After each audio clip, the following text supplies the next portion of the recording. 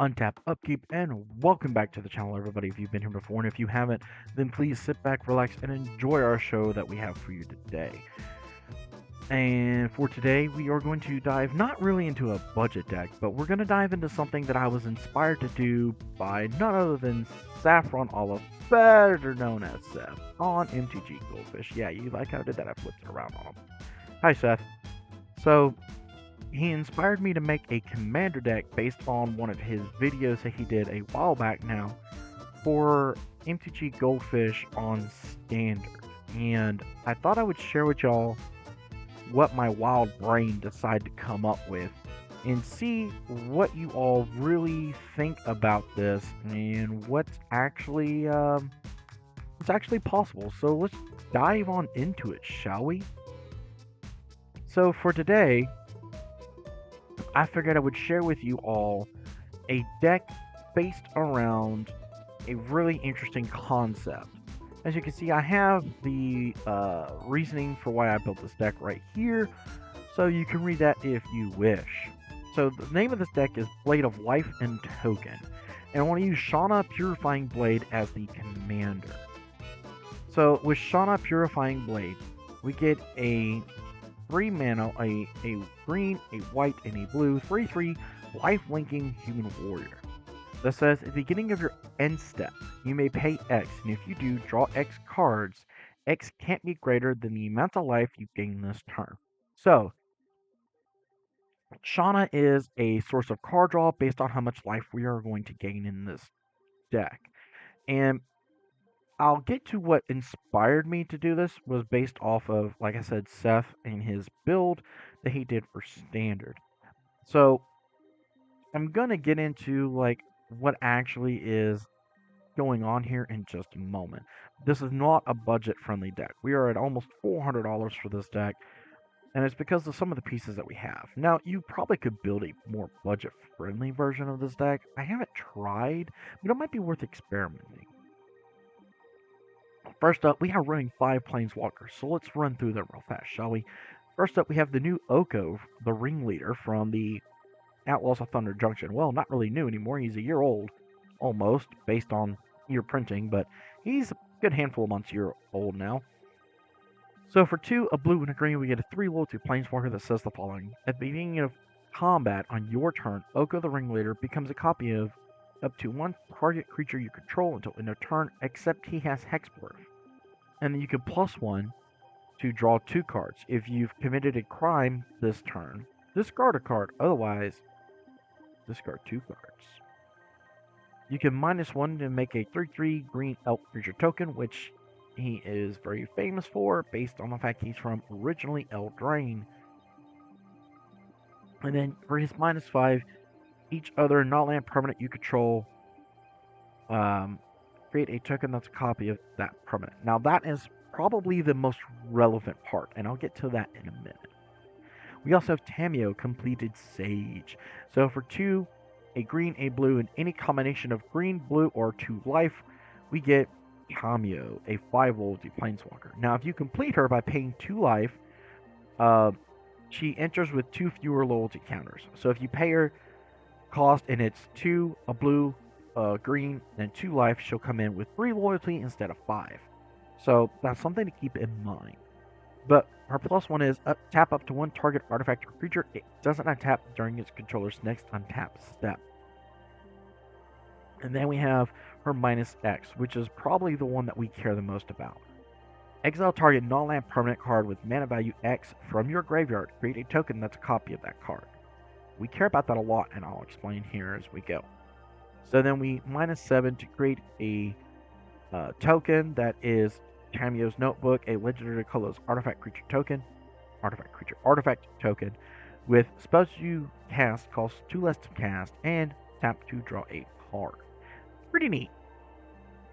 We care about that token capability. So far, both of these have the ability to make things a certain thing, and we'll get to that. Teferi, who slows the sunset. Really pretty art, actually. I really love this art. So for 2, a white and a blue, we get a 4 loyalty Planeswalker that says choose up to 1 target artifact and up to 1 target creature and up to 1 target land. untap the chosen permanents you control and tap the permanents we don't control. So it allows us to kind of make a little bit of tempo, if you will. We can tap a couple of things that might be causing us a problem or that we just don't need to have in our way. That's actually very important because there are some certain old artifacts that if they are tapped, they no longer work, such as Winter Orb. The Winter Orb is tapped, it no longer works. So it's kind of interesting. I don't know where that would actually come in handy, but I mean, it might. You never know. Predominantly, it's going to be used to untap our stuff.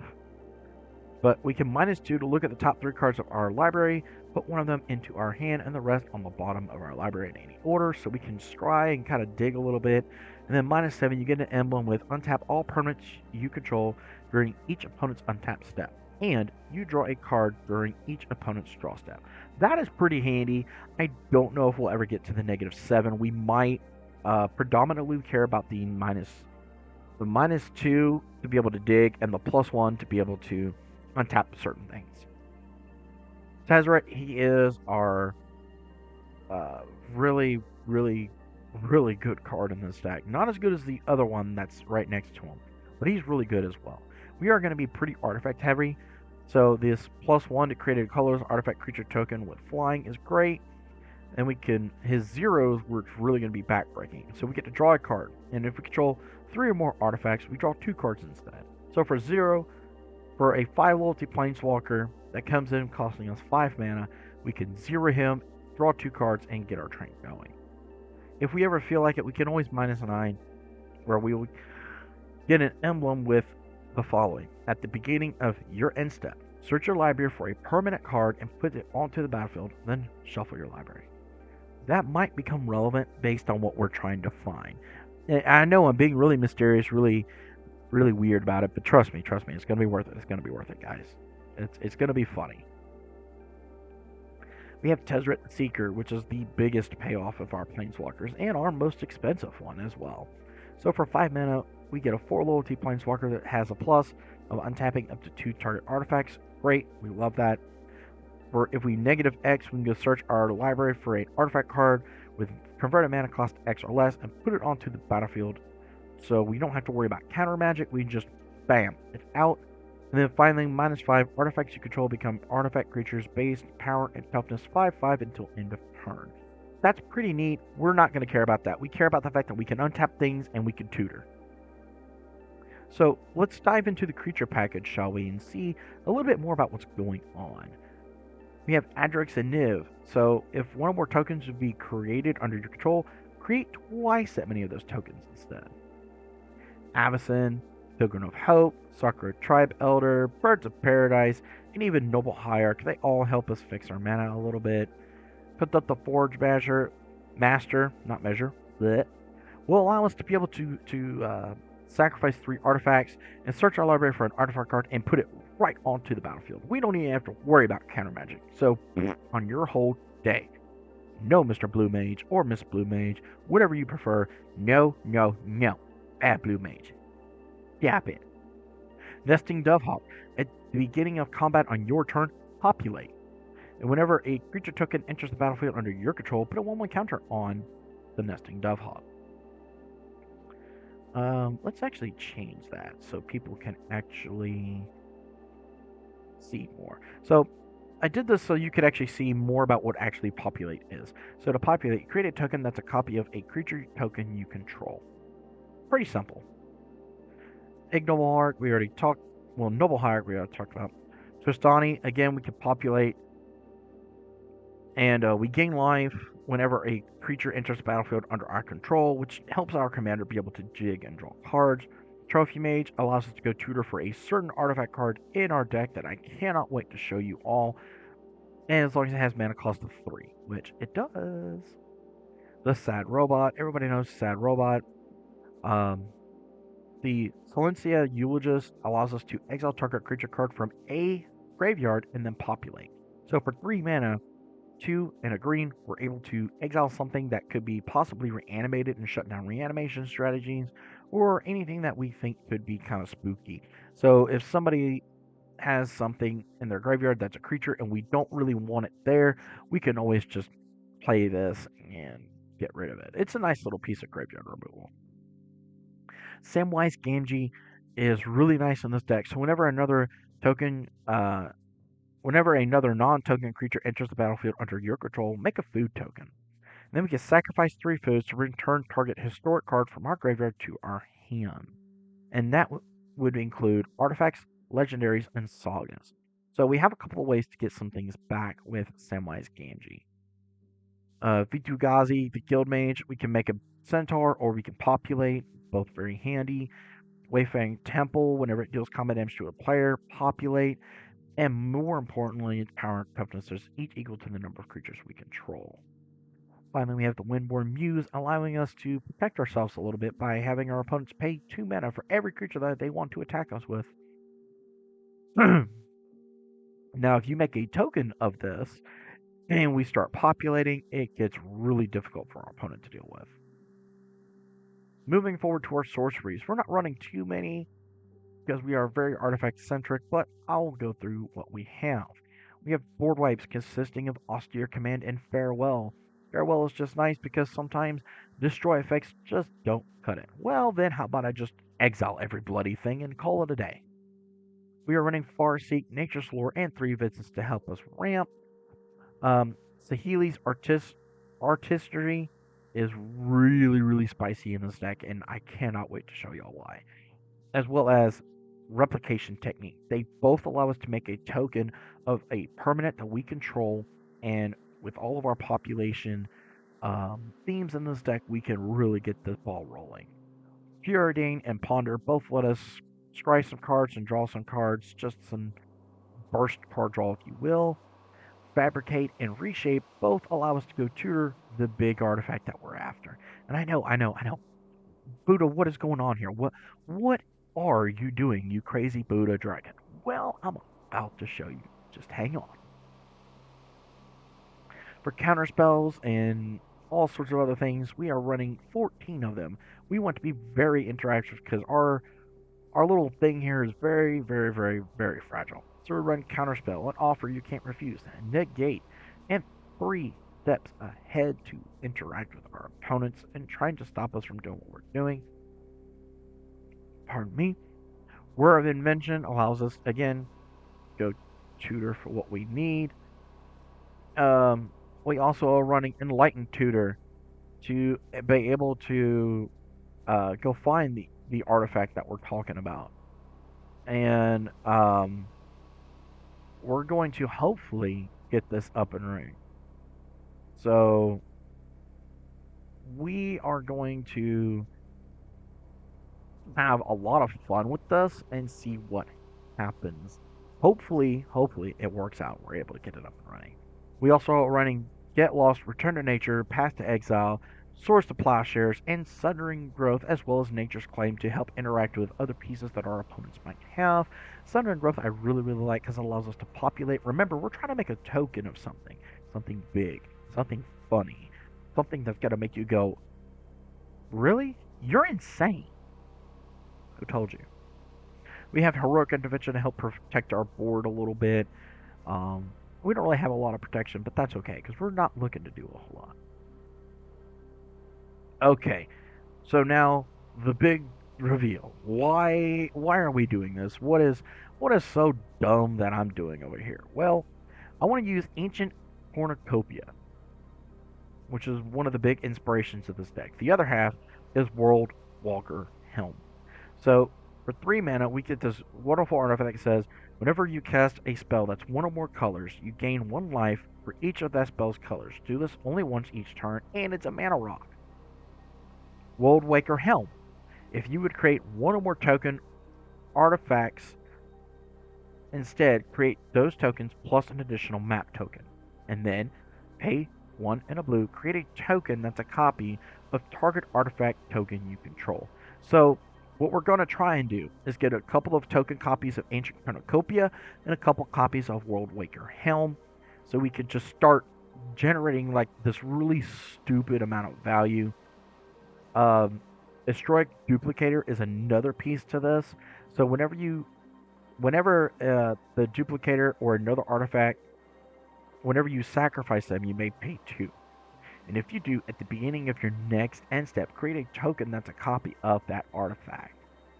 So we can also pay 2, sack it, and draw a card. So we have a little bit of card advantage here. We have enough ways to make tokens that are copies of everything. So we could generate a lot of really dumb value. Transmutation font, we can make a blood, clue, or food token just by tapping it, and we can sack 3 artifact tokens we control with different names, search our library for an artifact, and put it right onto the battlefield. We are running Azorius Signet, Simic Signet, Silencious Signet, Arcane Signet, the Soul Ring, of course, an Idol of Oblivion because we are making a bunch of tokens to draw some cards. Moon Silver Key allows us to go find a couple of pieces that we might need. And here's the big bomb. We're going to Spirit Bomb everybody. Just straight up Spirit Bomb. The Death Star. Supernova. Whatever you would like to call this. So we're trying to gain all this life and do all of this shenanigans just so we can get enough life to 50 damage somebody in the face. It's weird. It's wacky. It's funny. I think the deck's going to be great. So let's move forward. Now that you know what our big secret payoff is, now let's move even more forward, shall we? So we have another set of things that just get stupid. We have Artificer's Class. So the first artifact spell you cast each turn costs 1 less to cast at level 1. If we go paying 2 mana after we cast this, we can go to level 2. When this class becomes level 2, reveal cards from the top of your library into your revealed artifact card. And then you may put that card into your hand, put the rest onto the bottom of our library. So we can dig for one of our pieces if we need to. This is the fun part. For 6 mana, we get to level this to level 3. At the beginning of your end step, create a token that's a copy of target artifact you control. That means we can even duplicate that reservoir and just start really hammering life and just be able to double Spirit Bomb somebody. Double Death Star, double Supernova, whatever you want to call it. We can just bam, bam. It's not like you really need to in order to pay the 50 life, but it does help a little bit because if somebody tries to get one, well, I got the other one as a backup. And we have enough ways to duplicate the tokens, so it's going to be quite hilarious. City of Death is another saga that for 3 mana that says create a treasure token, and then as we go through 2 and 6 chapters, this is what it says. Create a token that's a copy of target non-saga token you control. So every single turn for the next 6 turns, or 5 turns, we're going to just start making tokens. Token, token, token, token, token, token. And see, it doesn't have to just be our artifacts. We have Propaganda and Ghostly Prison to help people just beat their head against the wall of, oh my god, how much mana do I have to pay to attack you now? Ugh. I don't have that much mana. And we're trying to lock our opponents out of dealing anything to us while we just continue to do what we're going to do. Make a bunch of tokens, gain a bunch of life, and then Spirit Bomb them. Kamehameha. Whatever you want to say. We're just going to, boom, you're dead. Go on. Bye. See you later. Next up, we have Extravagant Replication. Kind of the same thing. For 6 mana, we get this wonderful enchantment, which was a really high price tag, and it got knocked back down, thank God, to a reprint in a commander set, if I'm not mistaken. And it says, at the beginning of your upkeep, create a token that's a copy of another target non-land permanent you control. So we're able to make a couple of copies of all the artifacts that we're trying to do. The Subin Duplimancy. Whenever you cast a spell that targets only a single artifact or creature you control, create a token that's a copy of that artifact or creature, except it's not legendary. So we have a couple of ways to do that. I mean, we could even swords or path our own commander and make a non-legendary token copy of her. We could do that to Adrix and Niv and make a non-legendary token version of it and get it back probably if we do it right. Probably not with swords or path on Adrix and Niv. We have another way we might be able to. So then we have Growing Ranks. And it's just a beautiful 4-drop, either double white, double green, or any combination of white and green, and 2 mana. It says at the beginning of your upkeep, populate. Create a token that's a copy of target creature you control. Parallel lives. If an effect will put one or more tokens onto the battlefield under your control, put twice that many of those tokens onto the battlefield instead. Now, I'm not 100% sure on the ruling. I don't know how well Parallel Lives and Adrix and Niv work with some of the stuff in here as far as like trying to make a couple of extra token copies. It's very complicated to have to go through all the rules of it. But let's just dumb it down, okay? Let's just dumb it down. If nothing else, we make a whole bunch of copies of this big bad bird. Because whenever another creature token enters the battlefield under our control, this thing's gonna get huge. So as long as we have big dumb idiot bird, I mean we can win a game through that, guys. We really can. I mean don't underestimate this bird. That bird can do some work. And finally, our little mana base is kind of typical of what you would see. We have a whole bunch of check lands. We have a whole bunch of overlapping land types, the breeding pools, the temple gardens, things like that, so that we can hopefully get our deck up off the ground. We are running our Tri-Land. We are even running Busechu, who endures, so we can blow up something if we need to, and they can't do anything about it. And of course, we have Inventor Spare to be able to go find any of our artifact pieces and get this up off the ground. This is by far not a very powerful deck. In fact, if it wasn't for the fact that some of this stuff is like pricey, I really think you could build this deck realistically. Shanna is really just here to help be able to gain life and draw some cards, hopefully. It's not a big part of the plan. I'm still kind of working on this deck a little bit here and there, but I thought I would share with you all the stupidity that my brain comes up with. Because I watched that video where Seth had this train up and going. Now, his finisher was something different, I believe, but he was using the World Waker Helm and the Ancient Cornucopia and just doing some really dumb things, guys. I mean, my goodness, was it just stupid what he was doing. And I really admired that, and I was like, what would that look like as a commander deck? Like, is that even something that could be possible? Well, it turns out it is. And it's not most backbreaking. We're definitely not the most powerful deck in the world by any stretch of the imagination. We're at best a 2, pushing a 3 if we get things going. I mean, yeah, I get it. We're saying we got a game changer. So we have one game changer. Ooh, we're Billy Badbutt over here. Watch out. Oh no.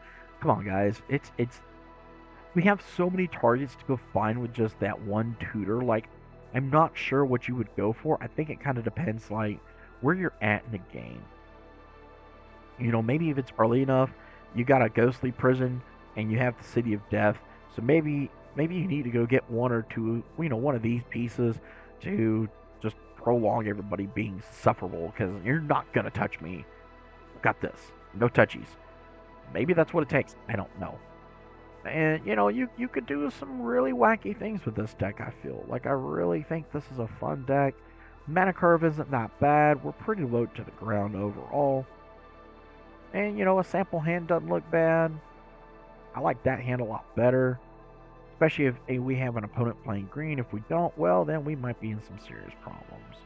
But at least, well, there we go. Now we can start ramping and doing our thing. I like it.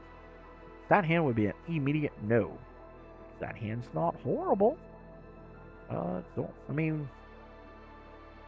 need some blue. But at least we're able to play the game. There we go. Excuse me. About 3 turns we'd hit our blue source. That's not bad. So as you can see, just running through some sample hands, we're doing fine. We can do things. We can hang in a game. I just wanted to share with y'all some of the weirdness that I think about sometimes. I really think this deck could do a lot of damage and has enough setup that it could do something.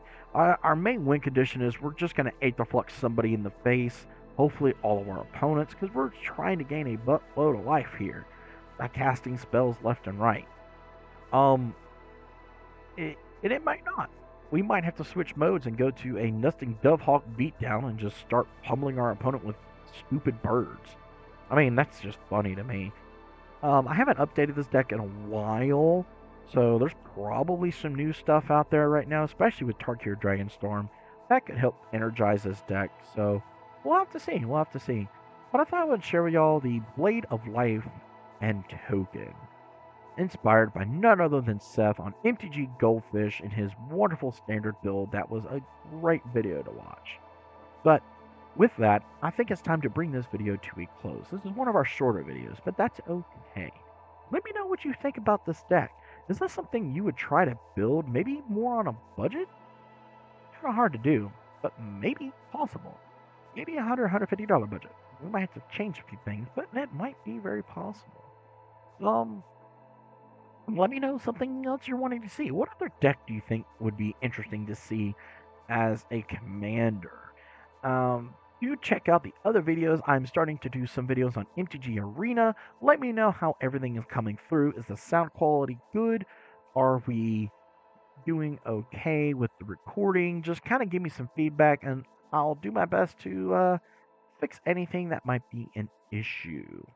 With all that said, I have been the Buddha Dragon. The link to the description of this deck will be down below. And don't forget, like, share, subscribe, ring that bell, leave me some comments, show me some love, and I will continue to be here for you. Rub that belly for mana, and may your games always be filled with magic. Until the next time.